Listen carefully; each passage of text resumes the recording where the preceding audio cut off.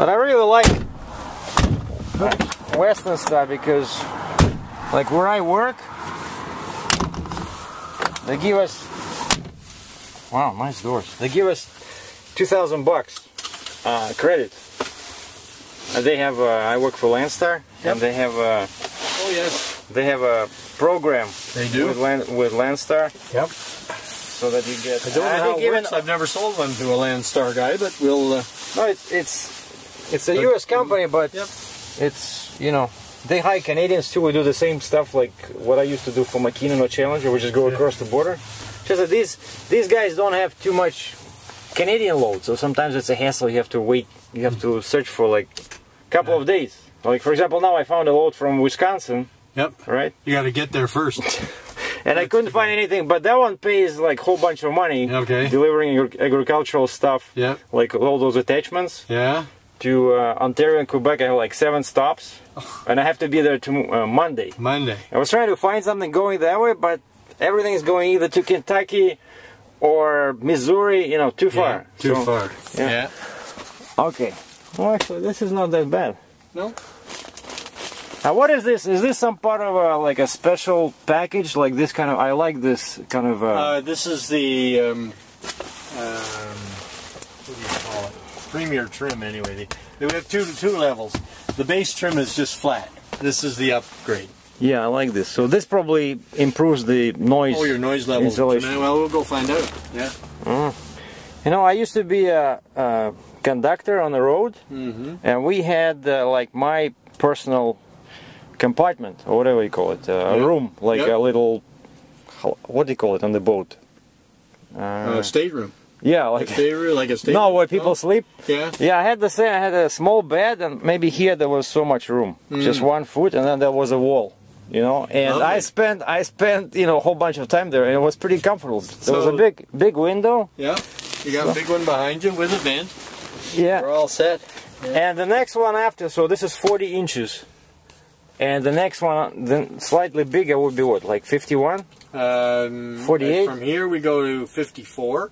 Oh, 54? And then, actually, yeah, that's the 54, I think, is the same size as a 48 because it's a stratosphere and it has the raised roofs.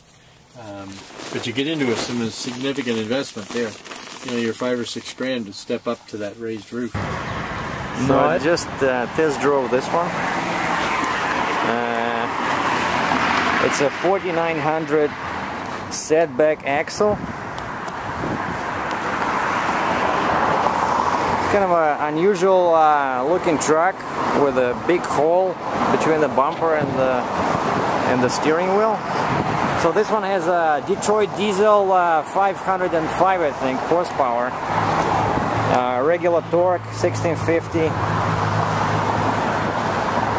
Yeah, some extra lights under the doors, under the sleeper. So 18 speed.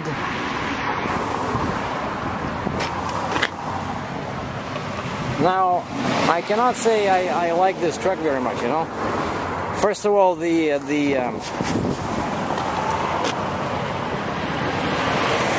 engine is there's too much computer control. You know, really what I hate when the engine, the computer does not allow you to accelerate. Like there's a delay.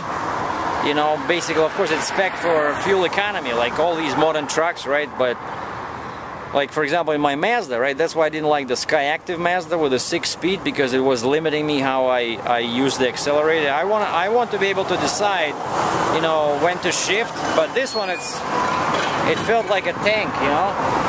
And the way they spec them, the guy told me that the best RPM, basically, they're all designed to operate around 1400 RPM.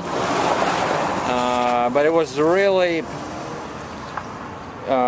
you know, really didn't react too well. And the other thing, like of course the sleeper is a bit too short because there's no room there. But the worst thing is that shifter. That an 18 speed, and it has a straight shifter, just like a stick. And each time I would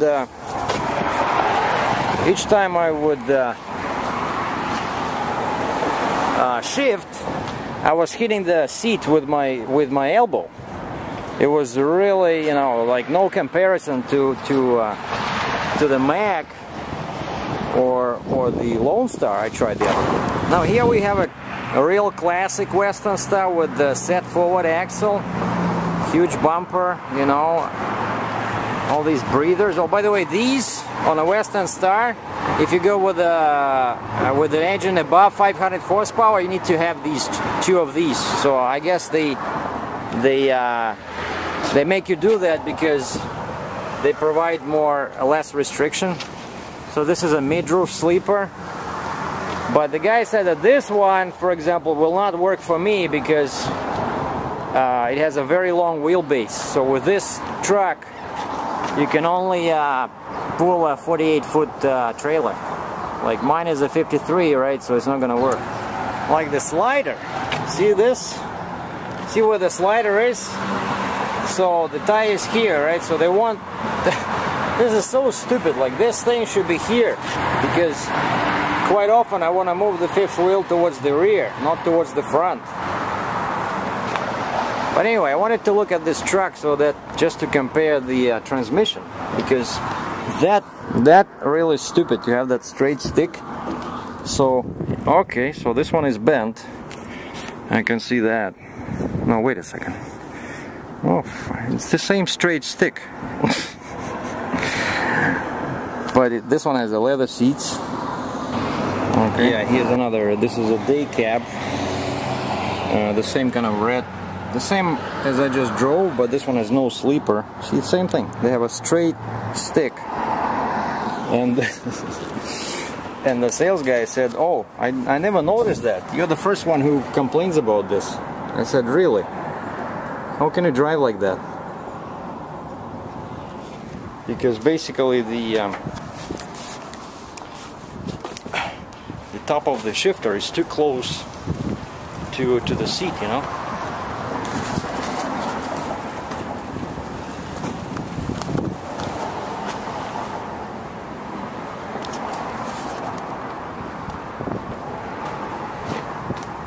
See, that's a good thing, of course. But these cost about, this axle, left steerable axle, adds about 15,000 to the cost of the truck. But with this one, you can really haul heavy loads, because this was spec'd just for a straight truck.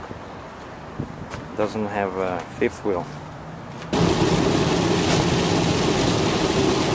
Yeah, I'm driving back now, and it rains cats and dogs here in Ontario near Cambridge, and I left the dealer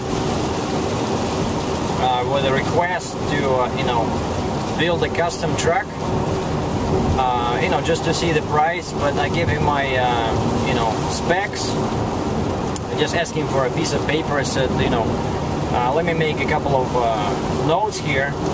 And what he's going to be speccing is it's a 4900 set back axle, just like the one I drove, only it'll have 16,000 front axle, kind of for a heavy haul. The wheelbase will be 244 inches, which is the maximum in Canada to be able to haul a 53-foot trailer. The rear axle is going to be 44,000. Why? Because I don't really need 46, and Detroit has a 44,000 pound axle, which is much cheaper and adds less weight than the 46, but it's stronger than a regular 40,000 axle, right? So it's basically for durability and stuff like that. Then I told him to move the fuel tanks to the back of the sleeper for better weight distribution. So the fifth wheel is going to have a 36-inch slider, you know, more to the back than to the front, so 12 to the front, 24 to the rear. Kind of like things that I don't like in my truck now. So the sleeper is going to be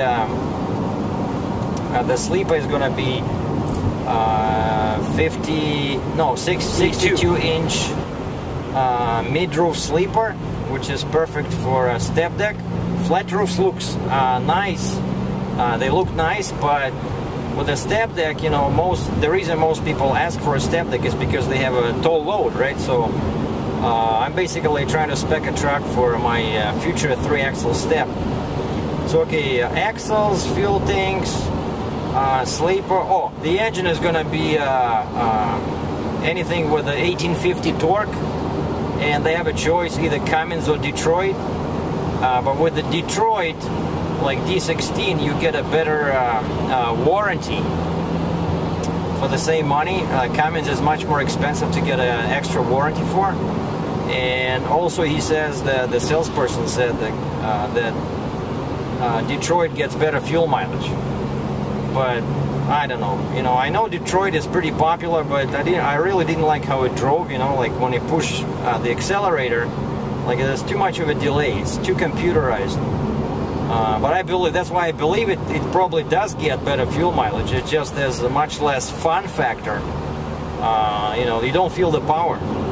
So 1850 torque, and he's going to give me two options, like Cummins and Detroit, and it's going to have the same aerodynamic hood. The mirrors are going to be aerodynamic. They have a extra, you know, like optional mirror where it's on one body, and the bumper is going to be aerodynamic. They have another bumper where you don't have a hole between the bumper and the wheel and the tire, right? It's going to be closed. So they have a bumper like that. It's just that a lot of guys, for some stupid reason, they choose that bumper with the hole on the side, which doesn't make sense because the side wind will be killing your fuel mileage, you know. And that's what I did. So I asked them to, you know, build a spec, you know, just on paper, and see how much money is going to be. And they said they want 5,000 down. Just for the factory order because it's a custom truck.